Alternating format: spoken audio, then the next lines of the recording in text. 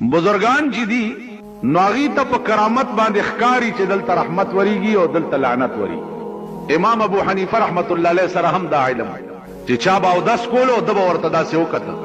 نو حدیث کې راځي چې دا اودس اوبو سره لاس وینځلو سره د لاس ګناه تویږي او مخ وینځلو سره د مخ ګناه تویږي او د سر مسې سره د سر ګناه تویږي او د خپو وینځلو سره د خپو ګناه تویږي. نو دا علم الله امام ابو حنیفه رحمت الله علیه تم ورکړو او بیا دعا وکړه چې خدای دا علم ما نه واخله، ځکه چې زه چاته ګورم او داغه اودس کې ګناه وینم نو سړی راته سپک بیا ښکاري. نو د دې وجه نه د علم رانه لرې که چې ما ته د انسانان چې دي چې سپک ښکاره شي.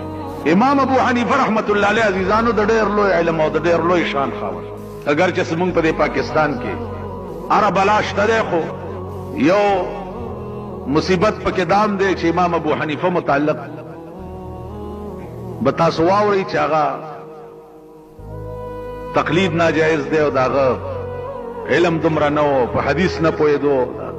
د امام ابو حنیفه رحمت الله علیه علم او محدثانه رنگ خود څه کوي، داغه قیاس داسې او قیاس چې هغې ته به د خپل وخت مجتهدین حیران. اوس قیاس دائمه مجتهدینو دا اوس یو بل علم دی. تپوس وشو د علماو نه چې یو دوه کسه دي د شپې وده شو چې سهار را پاڅېده، په یو ملګري د شپې اودس اورېدلی، اوس اوبه نشته چې دا یو پې ولامبي او دا بل پې اودس وکړي. خو سوال دلته د سهار د منځم دی، منځ به څنګه چل کړي؟ مسله دا ده چې اوبه نه تیمم به ووهي، نو تیمم خو دواړو ووالو. اوس بل سوال دا پیښ شو چې مخکې امامتي به څوک کوي؟ ما په خبرو پوهېږئ؟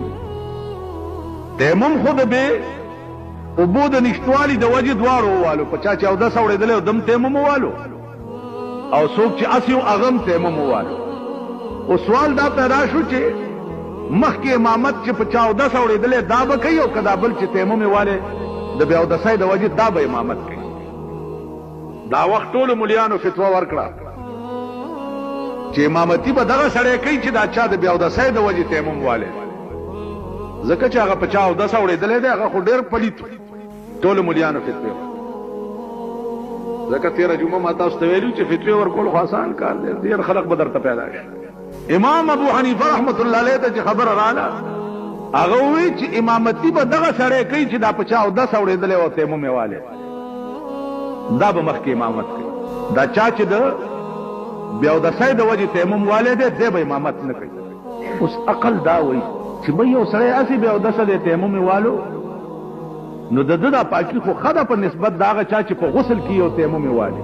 تاسو عقل به هم دا مطلب امام صاحب نه وجه تپوس وشوه چې هغه سړی به ولې امامتي کوي چې کوم سړي باندې اودس اورېدلی او تیمم یې والی.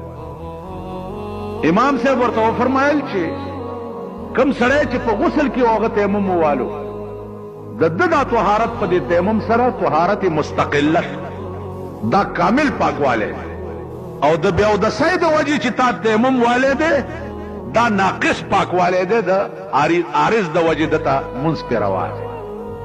او جنوب چې تیمم والی دا طهارت مستقله دی.